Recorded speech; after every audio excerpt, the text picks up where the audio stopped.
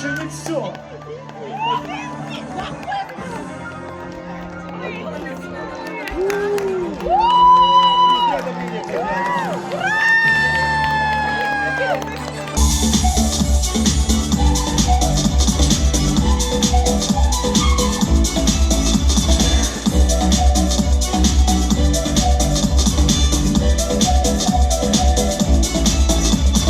Открывай ворота, славный хозяин. Мы поколядуем, дальше пойдем.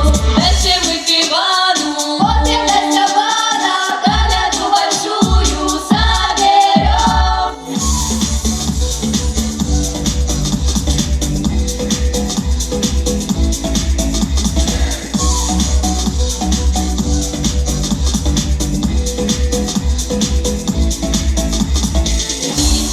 Коляда вечере принесла пироги в шаготе. Поставила пироги на столе, сама села коляда у кухни.